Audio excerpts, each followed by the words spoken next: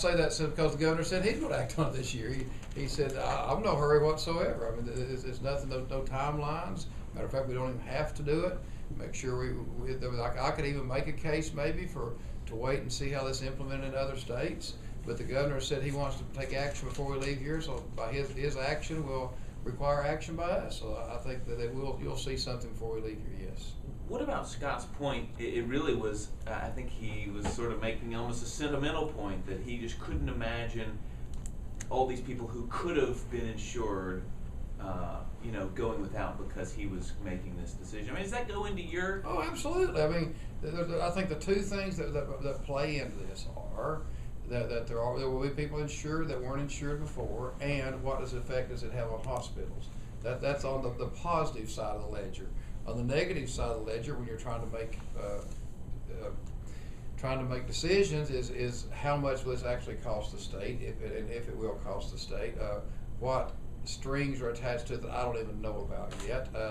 Is this a federal program that begins to be funded at 100% and ends up being 75% about 3 years when they have to face up the fact that 4 out of $10 are borrowed? So all that's on the other side of the ledger, and that's what I'm still weighing. And I can honestly say I'm not leaning one way or the other. I'm sure the governor will call me and discuss it with me before he makes his decision, and that's when we'll get to that point. Do you find an issue with the built-in costs of healthcare being tied to the state's coffers? I mean, do you feel like you're going to be dragged heavily into it? I mean, you look at some of these hospitals; they have mahogany water fountains in the front of them, things like that. I've not seen too many hospitals go broke. I will say that. You're right, and that's the reason we're trying to make sure that the figures we're getting from hospitals are correct. I've taken some heat from that, my local hospital, as if to say that the figures they've given us aren't correct. But I just want to be sure that we have figures that can be backed up by fact, done by a third party, outside party, to make sure that what we're hearing is correct. In a way, does Rick Scott's action make it easier here in that he is seen as one of the most conservative Republicans in the country? I would say I can see how you say that gives you some cover, but at the same time, I don't think that plays into whether we make a decision one way or the other. I mean, obviously, if you had Governor Perry that I supported for president, and Bobby Jindal and a few others on the other side, then you would think that it's a no-brainer which way you go. Then you get, as you say, a very conservative governor of Florida on the other side. I guess, as I say, can give you cover, but I'm just trying to be logical about this and making the correct decision for the people of the state of Tennessee getting health care and the taxpayers.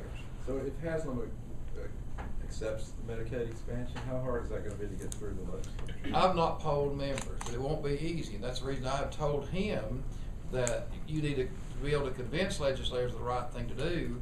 Then we need to see that we kind of, quote, got something for it, or that there are statutory requirements that come into place if the federal funding changes and things of that nature. But I think on its face, if you say, do you want this money or don't want this money, the answer will be no.